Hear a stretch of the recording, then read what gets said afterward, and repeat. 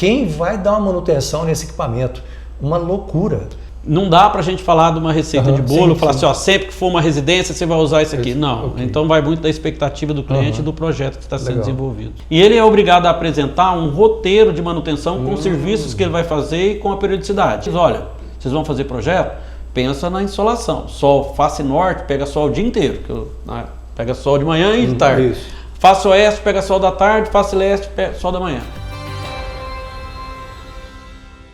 Que alegria! Esse momento aqui, a gente está aqui num novo podcast, assim, num gás total, sabe? Porque é um momento muito bacana, a gente tem feito uma caminhada aí em alguns podcasts, né, que a gente está começando. Isso aqui é o nascedouro, tá? É o início de um projeto muito grande. ArcSpace, a vida em construção. E nesse podcast, como a gente tem falado, a gente está convidando pessoas que são expressão no mundo da construção civil. Pessoas que têm uma voz, pessoas que têm uma consciência de preservação, uma consciência de planeta e muito mais, uma competência profissional. E o objetivo desse podcast é o quê? Honrar pessoas assim, para a gente criar um mundo novo, para a gente trazer uma atmosfera completamente nova nesse segmento da construção civil. A gente não quer falar só de perfeição, a gente não quer falar de resultados prontos. Mas sabe o que a gente quer fazer aqui? A gente quer mostrar para você um caminho a seguir, uma consciência completamente nova. E para isso eu peço para você, nesse podcast que está começando agora, para você se desarmar, para você ter uma mente livre, uma mente assim, desarmada de preconceitos, preconcepções, uma mente aberta ao novo. A gente já falou aqui, Einstein já disse o seguinte, uma mente que se abre para o novo, ela nunca retorna ao tamanho inicial. E essa é a nossa perspectiva de resultado para você. E hoje a gente vai falar de um tema muito impactante. A gente vai falar sobre ar-condicionado. E a gente deu um título para esse podcast aqui que ficou muito bonito. Um título assim que nos inspirou, né? Eu espero que vai inspirar você também a rever muitas coisas no seu conhecimento sobre esse tema. Ar-condicionado, conforto invisível. O clima que sustenta a vida. E a gente está aqui hoje com um convidado assim, mega especial, uma pessoa assim que é uma autoridade no assunto, e eu vou ler aqui agora para você aqui a respeito dele. Adalton Alves de Souza. Ele é natural do Prata, Minas Gerais, bem pertinho aqui, ó. Formado em Engenharia Elétrica na UFO. E ele fez MBA em Marketing Executivo pela Unigap, MBA em Comunicação Visual pela Unigap também, MBA em Construções Sustentáveis, aqui ó, pelo IMBEC, e esse aqui tem um detalhe particular, eu fiz esse MBA junto com essa figura, tá? A gente é coleguinha de MBA. Olha, especialista em sistema de climatização e eficiência energética. Gente, o currículo desse homem aqui é algo assim que tem muito peso aqui, olha, projetos de gestão energética em diversos projetos, gestão hospitalar, gestão de obras. Aqui tem muita coisa legal aqui, sabe? Muitos projetos realizados na região. Olha aqui, o Hospital MC, tá? E ele já fez projeto nosso também, sabe? Projeto que eu tenho assinatura, ele já realizou sistema de condicionamento de ar. Hospital Madrecor, Ortomed Center, aqui Pátio Sabiá, DEMAI, elaboração e projeto do novo Hotel Uberlândia, e tem muito mais. Olha que coisa bacana. Adalto, muito obrigado pela sua disposição. Quero agradecer o seu convite. E para a gente é uma honra muito grande, né, ter uma pessoa como você aqui. E a gente vai lembrar muito nesse bate-papo aqui, sabe, do nosso MBA lá. Muita alegria ter você aqui. Obrigado pelo convite, Luiz. Eu fico muito honrado e muito feliz de estar participando e estar contribuindo com você na formação de um mundo melhor. Porque o que a gente deseja é isso, a gente quer compartilhar com as pessoas um pouco da experiência que a gente tem, tentar fazer com que essa experiência que a gente adquiriu aí ao longo da vida, no caminho que a gente já trilhou, possa contribuir também na vida das pessoas. Eu fico muito honrado, já falei, muito feliz de estar participando com vocês aqui, e a gente vai desenvolver algumas, nós vamos ter uma conversa, um bate-papo aqui para a gente poder estar distribuindo um pouco dessa experiência, né, que a gente tem, que não é muito, mas dentro da nossa possibilidade, está compartilhando isso com as pessoas também, né? Ah, que legal. Olha, eu vou te falar uma coisa, você pode ficar muito à vontade e vamos relembrar as histórias do nosso MBA. Olha, gente, a gente fez um MBA muito bacana, MBA em arquitetura, né, construções sustentáveis. Que aprendizado, que oportunidade, crescimento, não foi? Acho que ali, primeiro que a gente tinha um grupo de alunos muito bom, né? Estávamos eu, você, o Finado Schmidt, tinha muita gente boa naquele grupo, né? E as pessoas que vieram para poder serem instrutores naquele curso eram pessoas do mais alto nível. Então, assim, as pessoas que eram a sumidade, cada um na sua área, né? Os maiores sumidades aí do Brasil estavam ali, né? Pessoal especialista em certificação LEED, certificação Aqua. Então essas pessoas todas estavam ali compartilhando as informações com a gente. Aquilo foi uma oportunidade de crescimento profissional fantástico. Lembra lá e de relacionamento também, né? De Macedo, Antônio Casado. Que coisa bacana. Só pessoas boas. Top demais. Muito legal. Foi muito aprendizado assim. E bom falar que foi um MBA presencial, né? E a gente teve uma experiência assim, muito bacana de tá crescendo e vendo tanta novidade, quanta coisa legal. E eu até trouxe aqui o meu caderninho. Olha que legal, esse aqui é o meu caderninho, vou até abrir aqui numa página muito legal. Esse aqui é o meu caderninho do MBA, a gente estava conversando aqui há pouco, né? Quanta coisa bacana que a gente aprendeu, tem tudo anotadinho aqui, ó. Tá? Esse aqui para mim é uma relíquia, né? Tem muito conhecimento aqui, eu deixei até reservado numa página. Rapaz, olha que coisa legal, eu abri numa página que eu anotei aqui, que tem a ver com o tema que a gente vai falar aqui hoje, conforto ambiental, né? Eficiência energética e ar-condicionado. Vocês estão observando os desenhos do Luiz aqui? Gente, vou fazer um comentário aqui. Gente, ele faz uns desenhos à mão que vocês não têm noção da capacidade de criação dele. Ele fazia ali na hora, coisa rapidinho, coisa de 2 minutos. E aí, todo dia ele tinha um desenho novo lá na sala, de alguma coisa diferente que a gente estava fazendo. Ele copiava no caderno dele lá o que estava sendo explicado. Então, vocês imaginarem que jeito que é o caderno dele, vocês não têm noção. É fantástico. Esse caderno aqui, ele é uma joia rara, eu guardo com muito carinho. Rapaz, você não devia que eu tinha perdido esse caderno? Gente, a gente mudou, né, o endereço do nosso escritório e eu acabei perdendo esse caderno, mas eu entrei num desespero, até que a gente procurando, eu acabei encontrando, sabe? Então, assim, tem muita coisa legal, muito aprendizado, né? Muito legal. Mas eu quero que você me conte uma coisa. Vamos começar... falando assim para quem está nos vendo aqui agora, nos assistindo, nos ouvindo, afinal de contas, o que é conforto térmico? É só temperatura? Vamos falar de conforto térmico. Até o conceito, né, relativo de conforto térmico, ele vai de cada pessoa. A sensação de conforto, o conforto térmico que a gente fala, é você deixar a pessoa confortável dentro do ambiente. Ela tem que se sentir bem dentro desse ambiente. Só que essa sensação de conforto, ela é diferente para cada pessoa. Ela vai muito do metabolismo da pessoa. Então, assim, as mulheres normalmente sentem mais frio do que o homem um pouco, né? Isso não é uma regra, mas é a maioria, né? Então, o metabolismo do homem é um pouquinho mais acelerado que o da mulher. Então, assim, às vezes o conforto térmico para a mulher, falando do ponto de vista de temperatura, tá ali na casa aí dos 23 aos 25 graus. Você pega o homem, é de 21 a 23. Então, assim, a sensação de conforto, ela é relativa e ela vai... para cada pessoa, ela pode ser diferente. Às vezes, uma temperatura que é agradável para determinadas pessoas, ela não é agradável para outras. Então, se pega, por exemplo, pessoas... A gente faz projetos para pessoas, por exemplo, a gente fez uma residência para uma cliente que ela é do Rio Grande do Sul. Então a expectativa dela de temperatura, ela está acostumada num clima mais ameno, num clima mais frio, a expectativa de temperatura e de conforto térmico para ela é bem diferente de uma pessoa, por exemplo, que vem do Nordeste, que está acostumado com calor, né, infernal. Então a expectativa dela é diferente da nossa. Então, para ela, a casa tem que ficar climatizada o dia inteiro, ela gosta das temperaturas mais baixas, mas quando a gente fala de conforto térmico, a gente não está falando só de temperatura.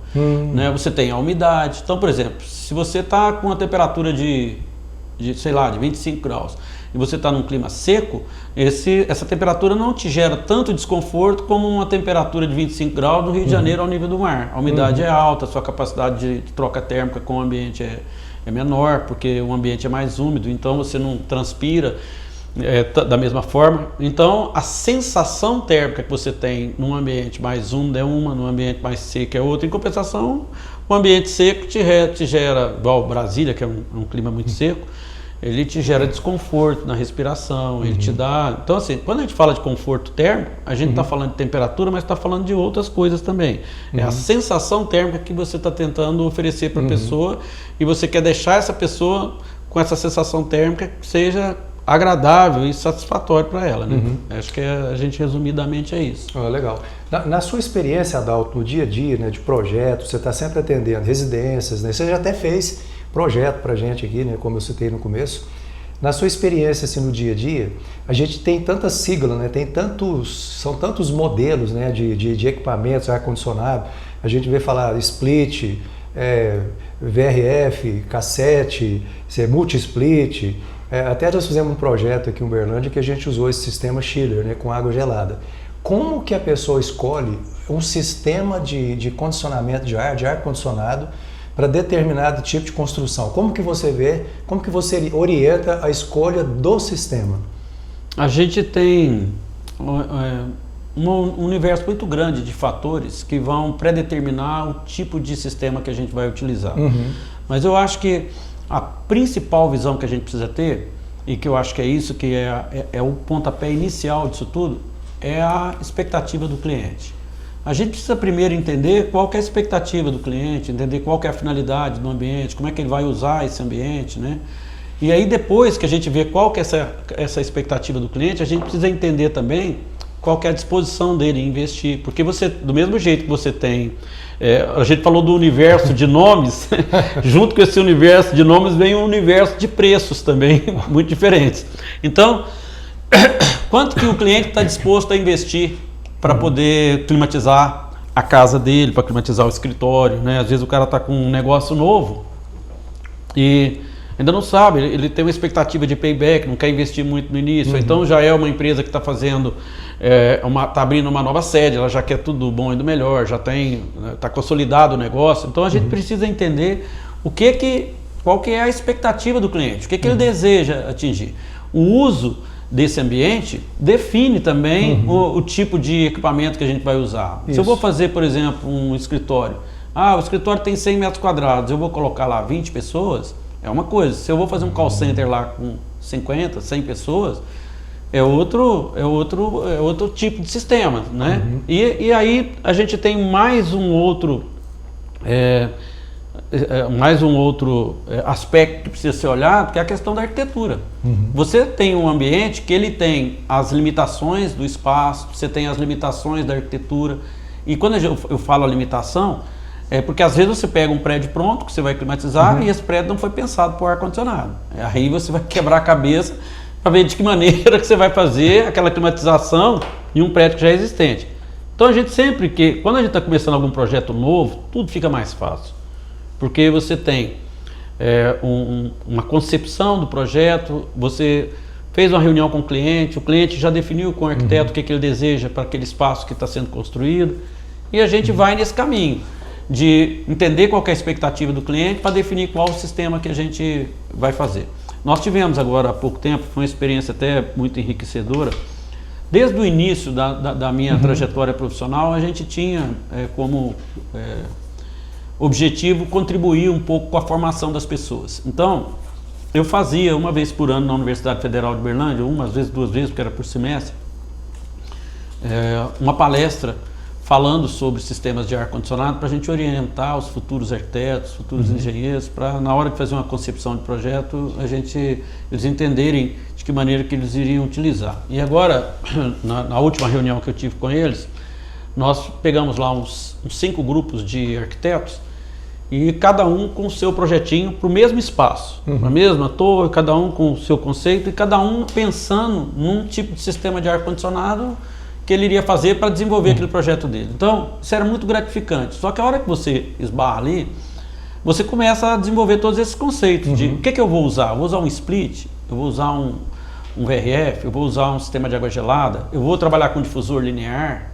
Então, assim, a gente tem soluções para uma situação onde o cara quer investir muito pouco, você vai às vezes para o split individual, que é um negócio mais simples, E você tem situações mais sofisticadas que você vai trabalhar com água gelada, você tem às vezes ambientes grandes, shoppings grandes, você só faz com água gelada, qualquer outro tipo de solução às vezes não vai atender integralmente as necessidades do conjunto comercial, né?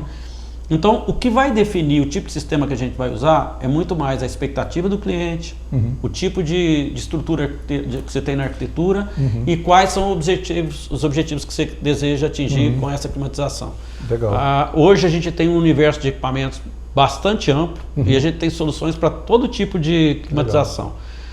Não dá para a gente falar de uma receita de bolo, falar assim, ó, sempre que for uma residência você vai usar isso aqui. Não, então vai muito da expectativa do cliente e do projeto que está sendo desenvolvido. Bacana, inclusive nesse projeto, né, que nós desenhamos, você fez aí toda a climatização, aí no ambiente social teve difusor linear, né, aquelas linhas onde o ar corre no teto, ficou muito interessante, tem a ver com a expectativa do cliente, né, o conceito do projeto. E realmente assim, depende muito do espaço, né, e da expectativa do cliente. Mas daquele projeto, Luiz, a gente está falando só das áreas sociais, mas a gente levou esse conceito de difusor linear para os quartos também. E o motivo da gente ter levado esse tipo de solução, porque assim, a gente sempre associa o difusor linear com uma coisa mais estética. Né? Então aquelas áreas mais nobres da casa, a pessoa quer esconder, a gente não quer que apareça o ar-condicionado, a gente vai com esse conceito. Mas aquele tipo de solução que a gente utilizou lá nessa residência, ela traz um conforto térmico para o cliente, ela não tem gradiente de temperatura, ela não tem ar direto incidindo em cima da pessoa. Então, o quarto, por exemplo, ele fica com a temperatura homogênea, ele fica com a mesma temperatura por igual. Legal. Então você não tem desconforto, você não tem aquele ar frio direcionado diretamente em cima de você. Então, esse exemplo que você citou aí, ele não visou só a questão estética, mas visou também a questão de conforto das distribuição, pessoas. Né? Homogênea do ar. Exatamente. Uma coisa que a gente vê, Roberto, eu quero que você toca nesse assunto, assim, né? Os erros, né, mais comuns assim, que você vê no início do projeto. A gente estava comentando há pouco ali que, tipo assim, o primeiro projeto, o projeto que é o carro-chefe, o projeto de arquitetura, ele é a invenção, né? É a invenção do espaço, é a criação do espaço, conceito, é a materialidade do sonho do cliente. Aí a gente faz um projeto de arquitetura. E a gente sabe que tem vários outros projetos, né? São os projetos elétrico, hidráulico, estrutural, ar-condicionado, paisagismo, e tem assim uma infinidade de outros projetos. No seu modo de pensar, você vê que, por exemplo, o projeto de arquitetura foi feito e o ar-condicionado, geralmente as pessoas pensam no projeto, o próximo projeto é o projeto estrutural. É o projeto das colunas, o projeto da estrutura da construção, tanto comercial quanto residencial. Vamos fazer, fez o projeto de arquitetura? Bacana. Qual o próximo projeto? Agora vamos fazer o projeto estrutural, de cálculo, metálica, estrutura de concreto, o que for. Daqui a pouquinho, o projeto de ar-condicionado ele ainda não foi pensado. E aí é deixado para um momento posterior. Você entende que é importante, depois da arquitetura, depois da concepção, já pensar nesse projeto aí por peso de laje? Você havia comentado, eu queria que você tocasse nesse ponto para a gente aí. Eu acho até, Luiz, que a gente tem uma experiência, a gente troca muita informação e eu já fiz muito isso com você. Quando você está na fase de concepção do projeto, você já me ligou várias vezes e falou assim, Adalto, nós estamos aqui com um projeto assim, o que você acha que fica melhor para isso daqui? Exato. Então, você vê que a concepção do projeto está lá atrás, numa fase, e o ar-condicionado entrou junto lá na concepção. Isso. Quando a gente entra numa fase de concepção, você já vai pensar o projeto. Olha, não estamos falando aqui que o projeto de ar-condicionado tem que ser desenvolvido junto com o arquitetônico. Não, de forma alguma, não é isso que nós estamos falando. Você está falando de uma consultoria. Mas nós estamos falando da concepção do projeto. Quando você tem aquele primeiro sinal de que vai ser essa casa que você vai fazer, ou que vai ser esse estabelecimento comercial, ou aquela construção que você está projetando, se a gente naquele start, a gente já tem a concepção do que é o projeto, e a gente já tem um briefing do que vai ser o ar-condicionado, ele facilita muito o desenvolvimento seu. Vou citar um exemplo aqui. Você chega lá e fala para mim assim, Adalto, eu vou ter uma área aqui que vai ser climatizada de 450 metros quadrados. O que você acha que eu preciso deixar de área técnica para poder colocar? Então, na hora que você vai fazer a concepção do arquitetônico, você já está pensando que eu vou ter que ter uma área lá. O Adalto me falou que é 15 metros quadrados. Então, vou reservar uma área aqui de 15 metros quadrados para colocar as máquinas. Então você já trabalha pensando que você tem aquela área que você precisa reservar no seu projeto arquitetônico. E a gente cria soluções, a gente sabe que o custo do metro quadrado é alto, então a gente vai sentar, se a gente puser essas casas de máquina num lugar aqui, para não ocupar tanta área cara do metro quadrado. Rapaz, eu vou te falar uma coisa, a gente fala muito aqui sobre o techniquez, pé direito, escada helicoidal e tudo mais. Explica para o pessoal o que é área técnica. A área técnica é uma área que a gente reserva para colocar os equipamentos de ar-condicionado. Então, por exemplo, se você está trabalhando com uma concepção de splits, lá no quarto, na sala, vai ter lá aquela evaporadora que todo mundo conhece de split, e do lado de fora, em algum lugar, você vai ter que ter uma condensadora, que é uma área externa. Exato. Essa condensadora tem que ser ventilada, ela tem que estar numa área descoberta, preferencialmente. Se tiver uma área coberta, ela não pode ter curto-circuito de ar, que esse ar quente não pode bater num lugar e voltar em cima dela de novo, porque senão isso compromete o funcionamento do ar-condicionado. Então a gente tem que reservar umas áreas técnicas para colocar, olha, onde eu vou pôr minha condensadora? Não sei se eu vou fazer uma larcinha impermeabilizada lá na cobertura, eu não sei se eu vou colocar numa fachada que não dá para a fachada principal da casa esconder essas condensadoras, né, para não comprometer. E quando a gente parte para equipamentos maiores, você pega, por exemplo, um shopping. Um shopping precisa ter uma área técnica gigante, onde vai estar os chillers, vai ter torres de resfriamento, essas torres não podem aparecer na fachada. Então, assim, vai aumentando o tamanho do prédio, vai aumentando um pouquinho a complexidade. E do lado de dentro, às vezes, para algumas instalações, por exemplo, se a gente estiver fazendo um projeto de uma instalação hospitalar, todas as vezes que a gente faz um centro cirúrgico, em cima do centro cirúrgico eu tenho uma área técnica que é quase do mesmo tamanho que a sala de cirurgia, onde vai os equipamentos especiais, com filtragens especiais e tudo que uma instalação médico-assistencial exige. Então ali você tem que ter tipo uma casa de máquina, é uma área técnica que ela foi desenvolvida só para acomodar e receber os equipamentos daquela instalação. Então, nessa situação que você está falando aí, o projeto de arquitetura, o planejamento foi feito. Aí se você tem uma consultoria, tem um entrosamento com os equipamentos de ar-condicionado, eles têm peso, eles têm dimensões, aí depois dessa consultoria, isso pode ser passado para o engenheiro estrutural para ele dimensionar essa laje. É isso, né? Os projetos hoje eles têm que ser desenvolvidos de forma integrada. O desenvolvimento dos projetos tem que sair de forma paralela. Então, por exemplo, se eu estou fazendo projeto de ar-condicionado, não adianta nada a gente fazer uma casa linda com difusor linear e depois chegar lá o difusor linear brigar com a iluminação da casa. Aí você chega lá, o projeto da iluminação foi concebido aqui não considerando o ar-condicionado. E aí o ar-condicionado não conversa com a iluminação. Chega lá, tá tudo um batendo, mas aqui tem uma luminária minha, tem um difusor daqui no mesmo lugar. Então a gente já faz os projetos nascerem de forma integrada. Quando a gente consegue fazer isso, o ar-condicionado, a gente faz umas contas de padeiro rapidinho, então você já tem mais ou menos uma noção do peso que vai ter esse ar, então você já passa para o cara da estrutura.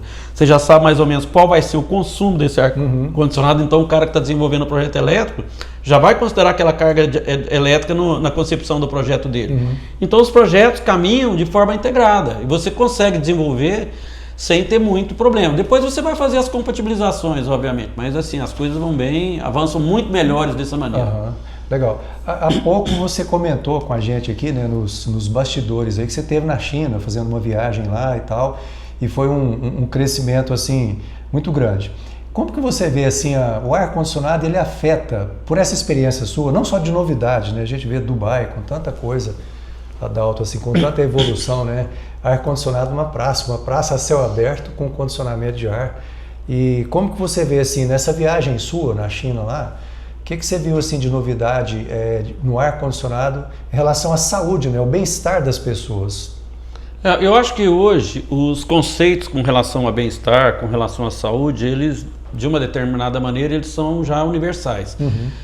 O Brasil tem normas para ar-condicionado que são meio que a cópia da Ashton americana, né, que são conceitos que já são adotados no mundo inteiro. Então, quando a gente fala de qualidade do ar, quando a gente fala de conforto, a gente está falando de informações que hoje já são universais. Então assim, a gente não vai chegar na China e achar que vai reinventar a roda lá e que lá vai ter coisas muito diferentes do que a gente vê aqui. O que a gente vê lá é que a capacidade de investimento e o que a gente vê nos grandes prédios, nas grandes edificações lá, são coisas talvez num outro patamar que a gente não enxerga todo dia no Brasil, com exceção de algumas construções que a gente tem ali em São Paulo, né? Então a gente tem algumas construções boas, mas ainda Mas o que a gente consegue observar é que esses conceitos eles são meio que universais. Hoje todas as instalações de ar-condicionado e as normas que cada país tem para suas para poder padronizar as instalações e garantir o mínimo, né, que cada instalação vai ter,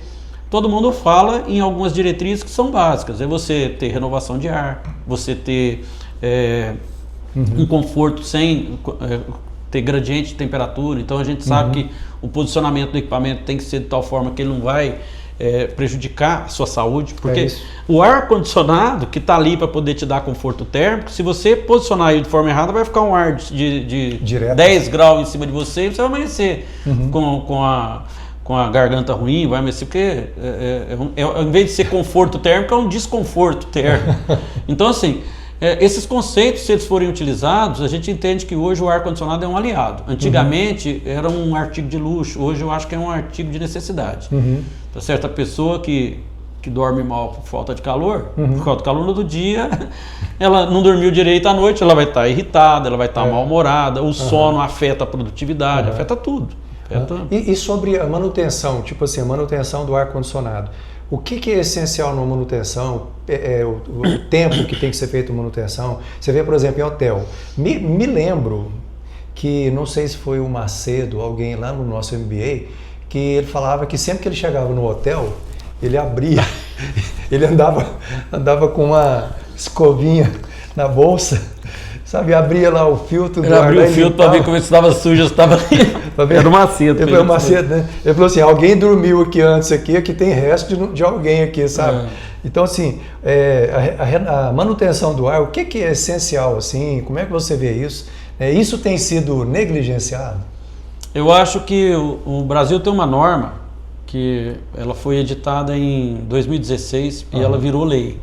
Essa norma ela estabelece algumas exigências legais que antes não existiam, né?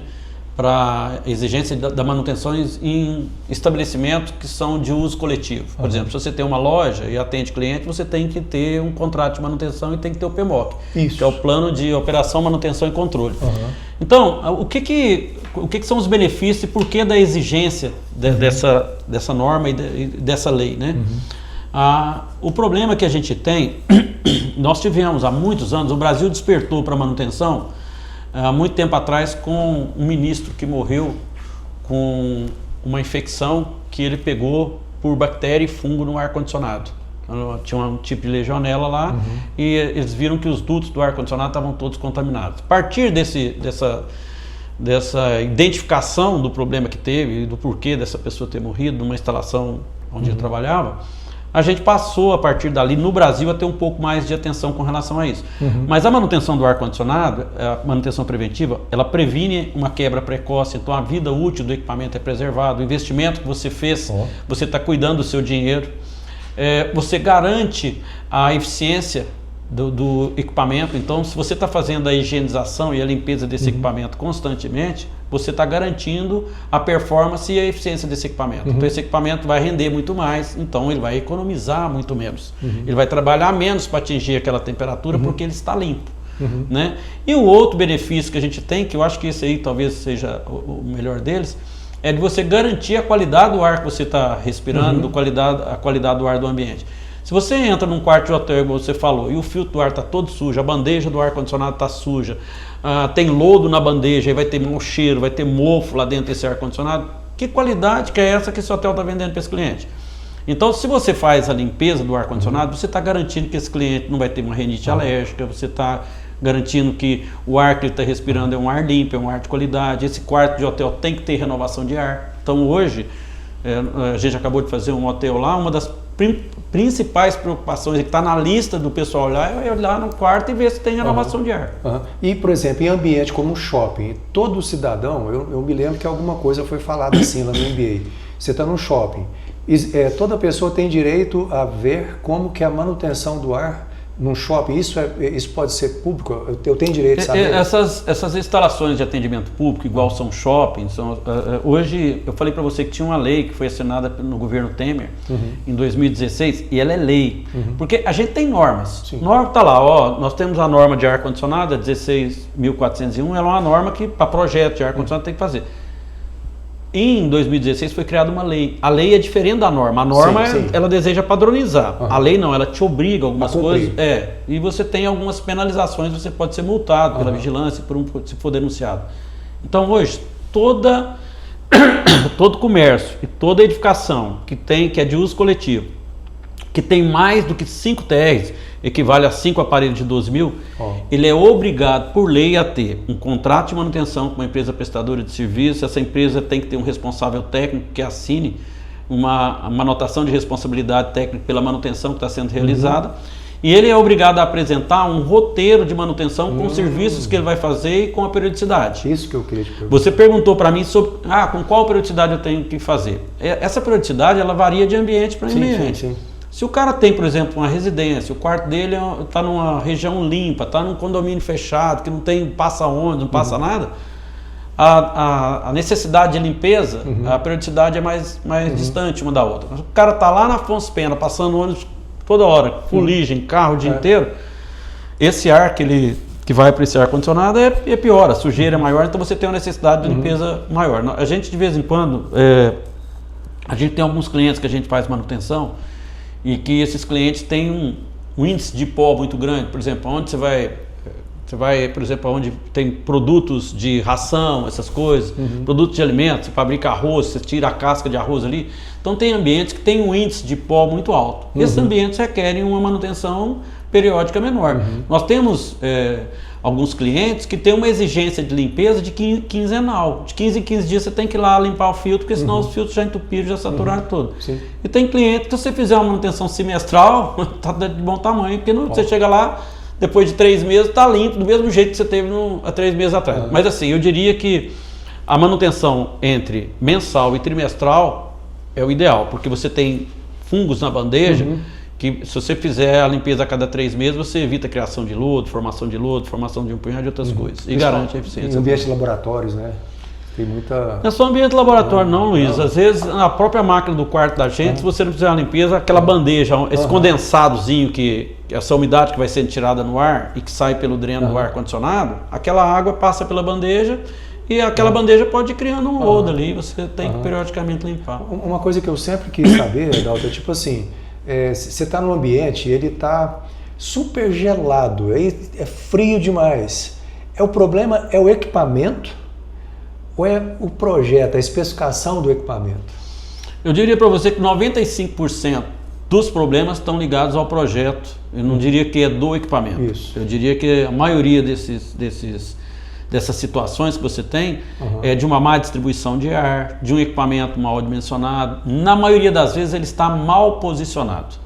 Né? E aí, vamos deixar 5% aí por conta do usuário que às vezes não sabe usar esse produto. Então, por exemplo, um conceito que a gente tem na cabeça que é o seguinte: eu vou pegar meu ar-condicionado e vou pôr em 19 graus, porque se eu vou pôr em 17, o controle, se você colocar no mínimo do controle, dá 17. Então tá bom, porque ele vai gelar mais rápido. Mas não é assim que funciona. A capacidade do ar-condicionado é de 12 mil. Se você colocar no 17 ou colocar no 24, ele vai continuar te dando 12 mil. A diferença é que se você colocar no 17 e eu fico confortável com 22, ele não vai desligar com 22 e vai ficar tentando encontrar o 17. E aí vai esfriando demais. Então, o ajuste da temperatura no ar-condicionado acho que talvez está no erro dos 5% que é do usuário. Então é importante ler o manual. Eu não acho que é ler o manual, não. É a gente entender, às vezes até no uso, você começa a identificar qual que é a temperatura que eu fico confortável. E uma outra coisa que a gente precisa evitar, aquele negócio de você direcionar o ar para cima de você, esquece, principalmente se for no quarto, porque você vai dormir, seu metabolismo vai cair, você está com um ar sendo insuflado em cima de você lá com 15 graus. Olha que legal. Olha, gente, que bacana, né? Orientação para a saúde aqui também, né? Que coisa bacana, Adalto. Você vê, tipo assim, você tem um projeto de uma residência, né? E tem uma incidência solar muito forte. Aí tem aquele painel de vidro ali, lindo e maravilhoso. O fato da gente trabalhar com filme, colocar um filme no vidro ali, para poder arrefecer essa temperatura, essa questão do filme, ela ajuda no desempenho do ar-condicionado, influencia, ou isso pode ser um erro? Não, Luiz, antigamente, a gente via, por exemplo, nos carros, o pessoal punha lá um isofilme no carro, o carro ficava preto, você não conseguia nem enxergar quem estava lá dentro.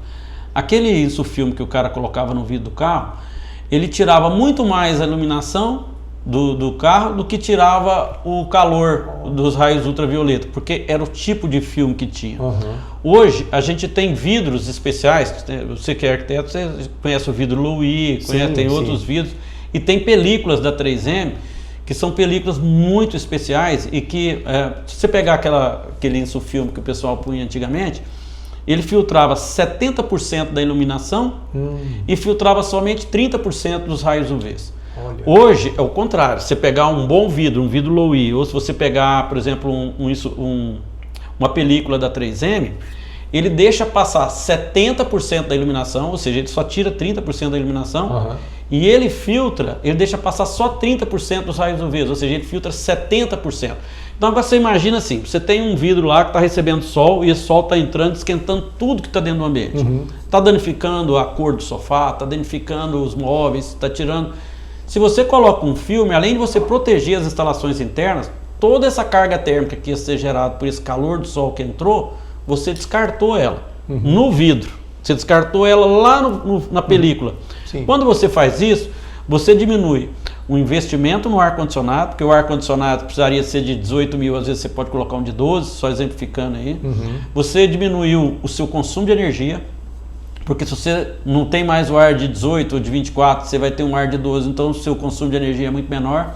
Então todas as vezes que a gente pode, e aí quando a gente fala da proteção da película, né? Quando a gente fala do vidro especial, que já tem, às vezes você não precisa pôr a película, a película é onde você já tem a construção pronta e você coloca a película. Mas se você está fazendo o projeto, você já especifica o vidro com essa proteção. Então ele já vem o vidro com essas proteções. Mas assim, a concepção do projeto, e aí vocês têm uma participação fantástica nisso daí, porque quando a gente vai fazer o projeto, de que lado que bate o sol? Então se você pega esses vidros e coloca esses vidros de forma que ele não vai pegar a incidência da face norte ou a incidência da face oeste, e se você tem esses vidros voltados para essa face, não tem jeito de você ficar livre disso, mas você coloca uma proteção, uma brisa de proteção, uma marquise que avança, tudo isso tirou o calor de dentro da casa. Então, a partir do momento que você tirou esse calor de dentro da casa, você economizou no investimento do ar-condicionado, você economizou a gente está falando de eficiência energética, nós estamos falando de ser sustentáveis.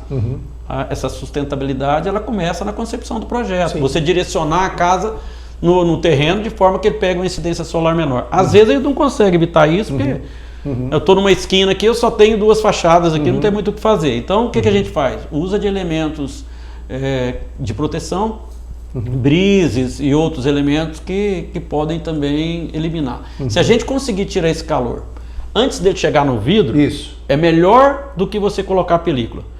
Tá? Porque a película, a gente tem 2 tipos de transmissão. Nós temos a transmissão por temperatura, que é a diferença de temperatura do lado de dentro com de fora, e tem a incidência solar. Só que essa incidência solar ela esquenta o vidro também. Então se você consegue, numa proteção, um elemento de proteção com a brisa, alguma coisa, quebrar esse calor antes de chegar no vidro, melhor ainda. Legal. É interessante você falar isso aí, porque eu me lembro, Adalto, no nosso MBA, que não sei qual professor que falou isso, ele falou que um prédio ou uma casa que tem uma especificação de vidros, né? A gente tem muito agora a pele de vidro, a gente tem vários conceitos na arquitetura, fachada ventilada, essa coisa toda, mas um prédio que tem em todas as 4 fachadas, norte, sul, leste e oeste, a mesma especificação do vidro, é uma especificação errada. Porque a gente tem porque a gente tem uma incidência de sol, sabe, oeste, no sul, dependendo da região, né, a gente tem outra especificação. Então até a especificação do vidro, né, que tem essa proteção térmica, né, ela tem que ser pensada nas faces do projeto, da orientação solar. Tem um arquiteto na Austrália, eu não me lembro o nome dele agora, ele trabalha, lá tem uma incidência solar muito forte na Austrália, e ele trabalha muito com a questão do brise. Então ele põe brise, ele trabalha muito com brise, porque o sol bate ali e o brise ajuda a rebater esse sol, evita, como você falou, né, do sol estar entrando ali. Então quando você tem como que você vê assim, se você pode também dar essa orientação pela sua experiência para jovens profissionais, né, que estão começando agora, que às vezes o projeto é lindo, maravilhoso, mas não tem uma análise da região onde ele está inserido, né? De você colocar brise, ver a orientação solar, incentivar uma ventilação cruzada, Porque às vezes o sol entra, o vento entra, você não permite que ele saia. Então você tem assim um trabalho, assim, um olhar, quando você pega um arquiteto mais novo, você tem essa preocupação de transmitir esses valores para a formação da pessoa que ainda não tem essa maturidade? Quando eu falei para você que a gente fazia algumas palestras orientativas para as pessoas que estão vindo para o mercado, os alunos de arquitetura, os alunos de engenharia. Quando a gente faz essa palestra, a gente sempre fala sobre as composições do cálculo da carga térmica. Então, assim, quando você vai definir que ar-condicionado que eu vou colocar, a gente olha quais são as cargas internas, o número de pessoas, o computador que você tem, né? E olha o invólucro, que é a casca do projeto. Quando a gente vai fazer a casca do projeto, nós temos transferência de calor por transmissão, que é em função da diferença de temperatura entre o ambiente externo e o ambiente interno. Nós temos a insolação, e a gente sempre tem que procurar evitar e eliminar o máximo possível essa insolação. Tudo isso, cada detalhezinho desse que a gente vai colocando, ela contribui para o calor que está entrando para dentro. Então, a gente sempre orienta eles, olha, vocês vão fazer projeto? Pensa na insolação. Sol, face norte, pega sol o dia inteiro.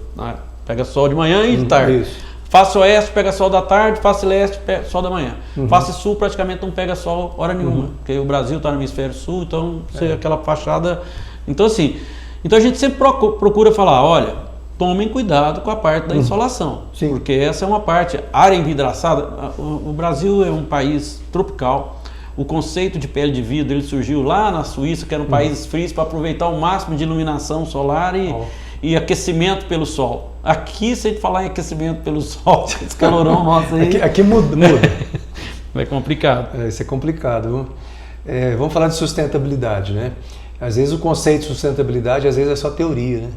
Às vezes a gente fala de sustentabilidade, a gente tem que preservar as nascentes, a gente tem que reduzir consumo de água, e a gente não entende que a arquitetura passiva, né, a gente usar os brises que você falou agora aí, marquise, às vezes uma marquise maior que pode aplacar a incidência solar, isso muda tudo. Você vê que essa questão de sustentabilidade, ela já está mais disseminada como algo que não tipo assim, não é só uma consciência de sustentabilidade, mas é uma prática de sustentabilidade, é começar de você. Agora mesmo você falou uma coisa muito interessante, você falou assim que eficiência energética, né, essa coisa toda, começa em projeto, em planejamento. Como que você vê, né, na sua experiência, que essa consciência de preservação do meio ambiente em relação ao uso do ar-condicionado, como isso tem entrado na cabeça de quem vai colocar esse equipamento numa construção, ele analisa custo, ele analisa desempenho, mas essa consciência já é algo mais comum.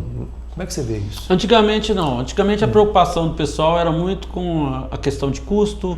O pessoal, normalmente essas soluções que são mais sustentáveis, normalmente elas são essas soluções um pouquinho mais caras do que as outras, mas a gente evoluiu muito na questão de construir o conhecimento na cabeça das pessoas. Hoje nós temos, só para a gente exemplificar, nós somos da época que residência só tinha parede de janela, depois veio o split, depois veio o multi-split, agora veio o VRF, tem água gelada, e nós temos equipamentos com todo tipo de custo e de eficiência.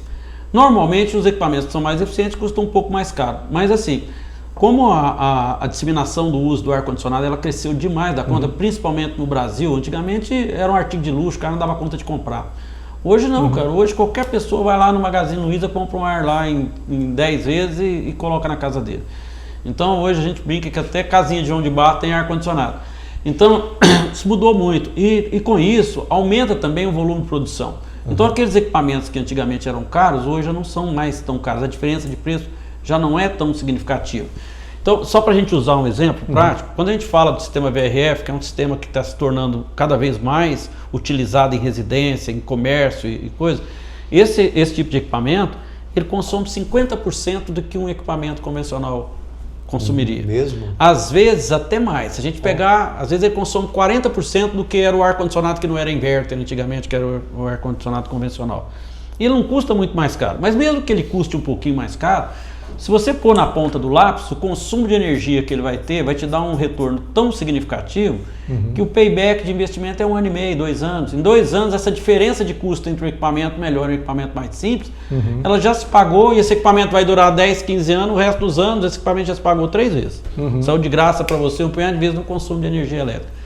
E são produtos muito mais sustentáveis, porque como ele consome 40%, 50% do que o outro consumiria, o peso dele de carbono que ele vai jogar na atmosfera no consumo de energia é muito menor.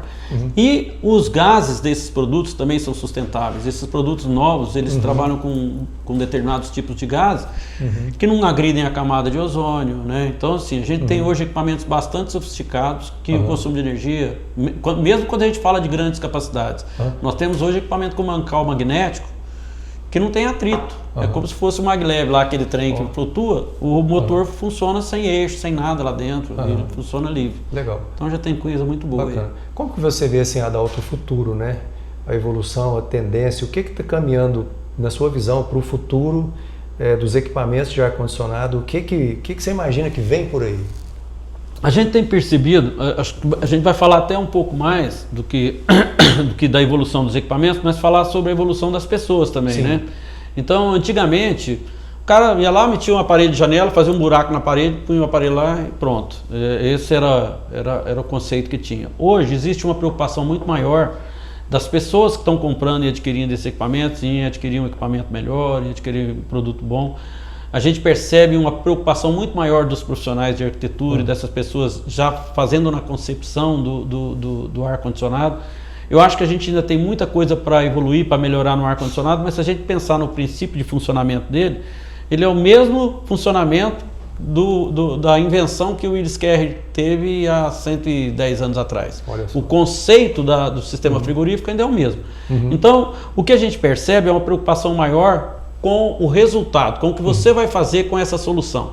Então a gente vê hoje residências onde os arquitetos e os próprios proprietários estão mais preocupados com a estética e com a distribuição de ar e com a qualidade do ambiente que vai ser colocado, e isso vem, à medida que vai se disseminando, isso chega lá na base também com as pessoas que estão lá adquirindo equipamentos, comprando um equipamento que é um pouquinho melhor, que vai dar... Então assim, nós temos uma evolução tecnológica para fazer nos equipamentos, todo ano a gente tem alguma coisa melhor sendo lançada.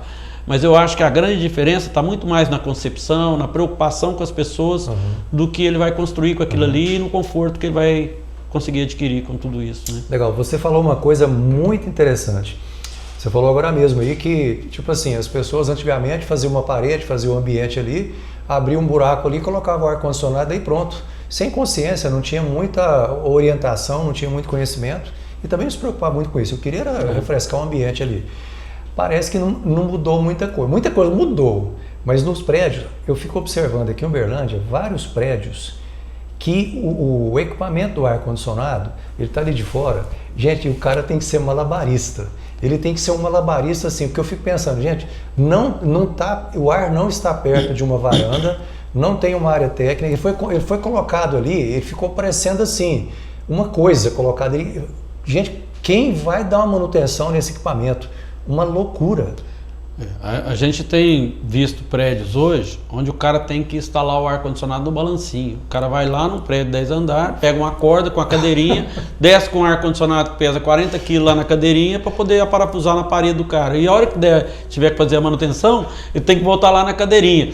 A gente tem visto prédios bons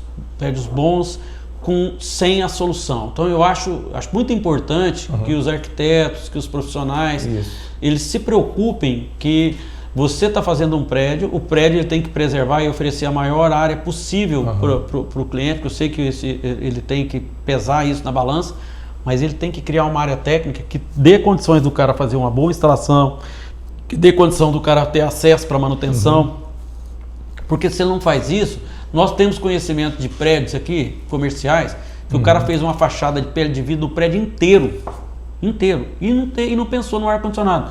Bom, eu acho que nós não estamos falando mal de arquiteto, não estamos falando nada, mas nós temos alguns prédios que são icônicos em Uberlândia. Gente, eu lembro que quando construíram o edifício Chames, era um prédio maravilhoso, lá em cima da Lojas Americana. dourado, aquele prédio dourado, redondo. Sim. Aonde fica o ar-condicionado ali? Passou 2 anos, tá lá todo mundo arrancando a pele de vidro para enfiar uma parede de janela para fora. Porque não pensou no ar-condicionado na concepção do projeto. E eu não estou aqui criticando o projetista, não, porque a época era desse jeito. Né? Mas nós temos vários empreendimentos comerciais em Uberlândia e que não foram pensados para receber ar-condicionado. A gente pega lá, o cara coloca lá uma sala de escritório, ele faz um rebaixo no banheiro, criou lá uma áreazinha em cima do banheiro lá, colocou uma veneziana de 20 centímetros de altura e achou que você ia enfiar um aparelho lá dentro. É desse jeito. A área não tem jeito, a mesma veneziana que sai o ar quente é o que entrava o ar para esfriar o ar, então dá curto-circuito de ar e não funciona nada. Troca 6 com meia dúzia. E aí o cara fez um investimento fantástico, construiu uma edificação, um prédio comercial no centro da cidade que não tem infraestrutura para ar-condicionado. É uma loucura. A coisa mais importante assim nessa colocação sua agora aí foi no início você falando assim, o ser humano está em primeiro lugar, né? A consciência não é a questão só do equipamento, da tecnologia, mas o ser humano. Quem vai habitar o espaço e quem vai dar a manutenção, a segurança para quem também vai dar a manutenção. Isso é super importante. Adalto, esse assunto aqui assim, sobre ar-condicionado, essa consciência, esse entendimento, ele é muito importante. A gente está agora caminhando aqui para o final e eu queria que você deixasse uma dica, né? uma orientação, né? Que vindo da sua pessoa, gente, vindo dessa figura aqui, vocês têm que prestar muita atenção. Uma dica para engenheiros, para construtores, para clientes, para arquitetos. Qual que é tipo assim, a pergunta certa a ser feita? Qual a colocação certa? Qual o posicionamento certo antes de se pensar em ar-condicionado?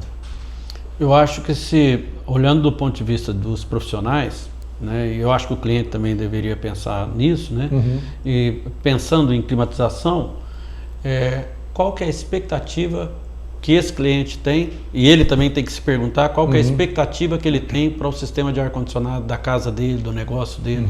Eu acho que tudo que você vai desenvolver, o que o arquiteto vai desenvolver, o que o engenheiro vai desenvolver, o que o projetista de ar-condicionado vai fazer e o que o cliente deseja, ele tem que se perguntar. Qual que é a minha expectativa com esse ar-condicionado? Porque é a partir disso que você vai criar soluções para atender aquelas expectativas. Tudo que a gente deseja é isso. Qual que é a expectativa do cliente? O que você espera desse sistema de ar-condicionado que você vai colocar? É a partir daí que você parte para todas as definições. Legal, que bacana. Adalto, quero te agradecer, né, porque você se dispôs aí, saiu lá do seu espaço, reservou esse tempo para nós aqui. Quero te agradecer assim, de coração mesmo, porque, rapaz, como eu aprendi aqui hoje, muita lembrança do nosso aprendizado do MBA e com a sua prática, né, com a sua experiência profissional, você tem acrescentado aqui para nós nesse momento muito, né, e eu acredito que para você que está nos ouvindo aqui agora, foi um crescimento assim de maturidade, né, amadurecimento profissional. Quero te agradecer muito. Muito obrigado. Ó, Luiz, eu que agradeço a oportunidade de você compartilhar, da gente poder compartilhar essas experiências. Esse convívio que a gente tem, ele é extremamente produtivo. Eu fico muito feliz de estar podendo compartilhar aí as nossas experiências com o seu público aí, com seus ouvintes. Muito bom. E aí, eu estou aberto para a hora que você precisar, pode chamar aí que a gente vem aqui. É isso aí, ó. Tamo junto aí, gente. Ó, a gente aqui agora finaliza, né, um novo podcast apresentado para vocês aí, Conforto Invisível, o clima que sustenta a vida. E a gente falou sobre ar-condicionado, sobre várias vertentes, e a gente espera que isso faça diferença para você e acrescente muito no seu repertório intelectual, profissional, e nas decisões que você vai tomar a partir de agora a respeito de ar-condicionado. E se esse podcast, eu imagino que ele deve ter feito muito sentido para você. Eu vou pedir para você compartilhar, para você divulgar, para você comentar e divulga para os seus amigos, né, para as pessoas que você imagina que esse assunto é importante, porque para mim foi muito. Tamo junto?